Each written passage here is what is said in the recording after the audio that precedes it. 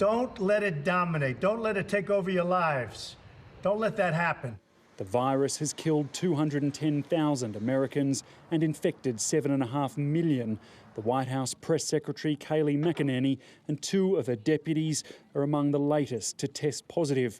As recently as yesterday, she was talking to reporters without a mask. From the president down, there's a show of invincibility. And now I'm better, and maybe I'm immune. I don't know. The world will be watching to see if his battle is truly won.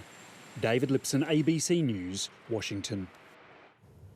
Less than 1% of new car sales last year in Australia were electric vehicles. They've really only been feasible for drivers in major cities, but now a new network of fast chargers is being built. Rolling hills, blue skies and no petrol fumes. This is what a fuel-free road trip in regional Australia looks like. But it doesn't happen very often. We know that we are fallen behind the rest of the world, and we know that eventually we will have no choice but to catch up. In New South Wales, motoring organisation the NRMA is partnering with the state government to add 25 fast chargers to the existing network of 35. The Queensland government wants an electric superhighway from Coolangatta to Cairns to boast 31 charging stations by the end of next month, while gaps in regional Victoria's network will be plugged with 18 more fast chargers by next May. The newest charger in New South Wales is in Wagga Wagga. Dev Mukherjee didn't wait for that before buying his electric car. Initially, there was the worst case scenario where you're basically charging from a 10-amp socket. This is the old trusty rusty, they call this one. Mechanic and Holden enthusiast Paul Seaman isn't convinced. Until they can get to the price of that Mazda 2 next door at $12,000, you can drive from here to Sydney and back on a tank, people aren't going to do it.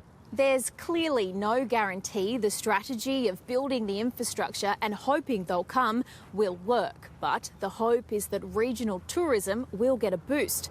Having a fast charger is proving a draw card for the small town of Jugeong, east of Wagga. I do often see people parked here charging, and they stop and get a coffee and do their half an hour, or they stop and come in for lunch. High hopes that more Australians may take up green power to take in the luscious scenery. Rosie King, ABC News, Wagga Wagga. In an effort to keep struggling Northern Territory tourism operators afloat, locals have been given incentives to explore their own backyard. But with the majority of the government's tourism vouchers now spent, some operators are saying they've been left high and dry. 2020 was meant to be Mark Colton's record-breaking year. Wake up, have a coffee, and there'd be 10, 15 bookings for 1 month, 2 months, 5 months, 12 months in advance. Then coronavirus arrived and hundreds of thousands of dollars in bookings tumbled almost overnight, leaving him with soaring debt. I was left standing, in my kitchen going, holy hell, how am I going to pay for this? With the Northern Territory's $2.6 billion tourism industry quickly sinking, the government tossed it a lifeline. The $5.2 million tourism voucher scheme handed locals $200 to explore their own backyard. That has been the difference between their businesses never opening again and them never being able to employ Territorians to keeping those businesses afloat. This Darwin Harbour cruise operator witnessed a small boom, but she's one of many within the sector worried others are going bust. It's absolutely obvious now that it has been really sporadic. We haven't had the same take-up for our tour operators, our four-wheel drive and our bus operators. The scheme generated almost $9 million in total gross sales by late September. But the vast majority was spent in the top end, Katherine and Central Australia taking a much smaller share. It's part of why operators like Mr Colton have decided to call it quits. I actually decided just to, hang on as long as I could and then just shelve the lot. Physically, emotionally, mentally, it had taken a lot out of me.